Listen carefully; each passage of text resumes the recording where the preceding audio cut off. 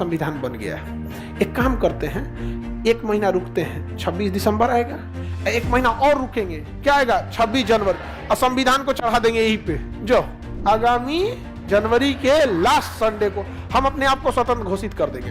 अब भारत के लोग कहे कि ये दिन हम स्वतंत्रता मनाए कि जो मनाते आ रहे हैं उसको मनाए, कंफ्यूजन हो गया।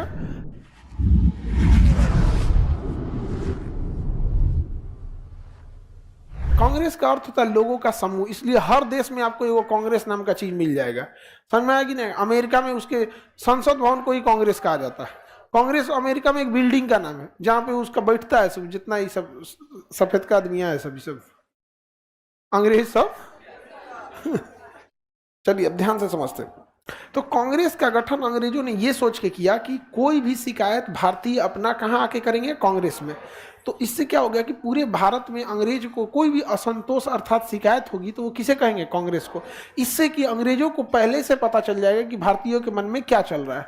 तो उसका वो दो तरीका निकाल सकते हैं। अगर कोई नॉर्मल होगा तो उसकी मांग पूरी कर देंगे, कोई खतरनाक बात होगा तो उससे पहले ही उसका काउंटर सोच के रख लेंगे। समझ में आएगी नहीं? और ये अंग्रेजों ने यही सोचा था, इसलिए इसका सिद्धांत दिया था सेफ्टी वॉल थ्योरी। कौन सिद्धांत?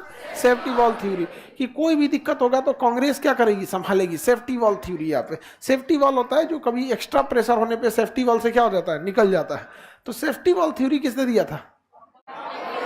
अंग्रेजों ने कांग्रेस के लिए दिया था। इसके लिए उन्होंने, लाला लाजपत राय ने तो अपनी बुक में लिख दिया। सेफ्टी वॉल थ्योरी को बुक में किसने लिख दिया? लाला लाजपत। लेकिन ये सिद्धांत किसका था? अंग्रेजों का, कि एक संगठन बना देते हैं, आके आप लोग को शिकायत वहीं करना पड़ेगा। वही क्या हो गया,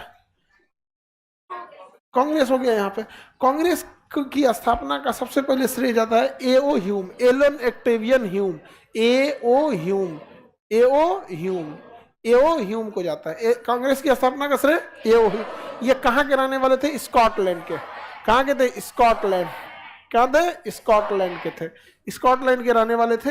ये जब भारत में आए तो ये शिमला में अपना, इनको शिमला शहर बहुत पसंद आया तो शिमला में ही बस गए, इसलिए इन्हें शिमला का संत कहा जाता है, हर्मिट ऑफ शिमला। क्या कहा गया? Hermit of Shimla, hermit of Shimla, Shimla का संत। संत मतलब हर्मिट, हर्मिट ऑफ शिमला। इन्होंने क्या दिया था? कांग्रेस की स्थापना किया, कांग्रेस की स्थापना किया। इन्होंने कहा कि कांग्रेस नामक संगठन बनाते हैं, और कांग्रेस की स्थापना में इन्होंने क्या किया कि जो वार्षिक मीटिंग होगी, वार्षिक बैठक, जो भी कांग्रेस का वार्षिक होगा, बैठक होगा, वार्षिक बैठक, उसे कहा जाएगा अधिवेशन। क्या कहा जाएगा? अधिवेशन। क्या कहेंगे? अमूमन यह अधिवेशन साल के लास्ट दिसंबर में होता था, लेकिन बाद में जब जवाहरलाल नेहरू के हाथ में अध्यक्षता आई 1929 में, तो इन्होंने इसे हटा के और कहा कि अब से अधिवेशन जनवरी में होगा। कब से होगा? जनवरी।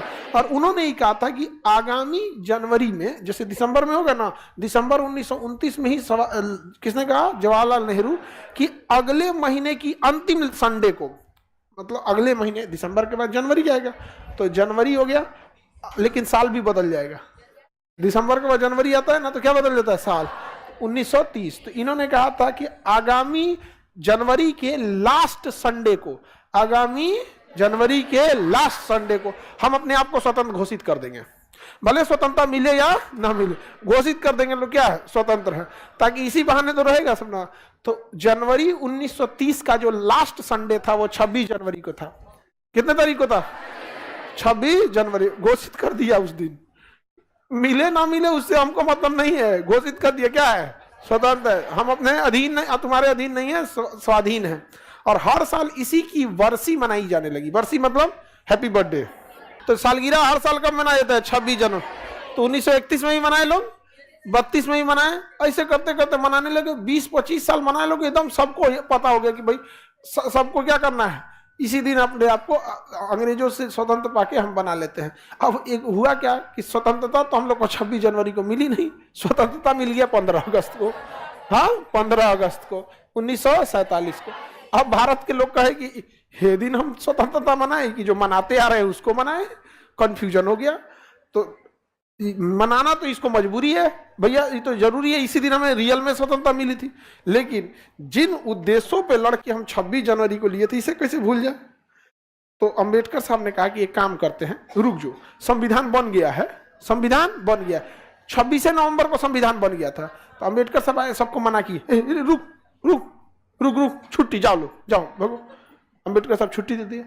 आपस में बैठ के बताएं कि 26 नवंबर को संविधान बन गया है, एक काम करते हैं, 1 महीना रुकते हैं, 26 दिसंबर आएगा, 1 महीना और रुकेंगे, क्या आएगा, 26 जनवरी, और संविधान को चढ़ा देंगे यहीं पे। जो ये दिन को भी नहीं भूलना पड़ेगा हम लोग को। और नहीं तो संविधान अगर लागू होता 26 नवंबर को, तो हम लोग एगो 26 नवंबर मनाते, फिर एगो 26 जनवरी मनाते, एगो 15 अगस्त। अच्छा, उस समय 26 जनवरी का तो कोई महत्व नहीं रह जाता, क्योंकि रियल आजादी कब मिली थी, 15 अगस्त। तो अम्बेडकर साहब ने कहा कि नहीं ना, चढ़ा दो, कहाँ 26 जनवरी, एक में हो जाएगा, खर्चों बचेगा, 3 जगह कौन सी हो। कहीं नहीं देखते हैं किसी के यहाँ बेटा बेटी दोनों रहेगा तो एक के दिन ब्याह कर देगा, एक के दिन ब्याह कर देगा।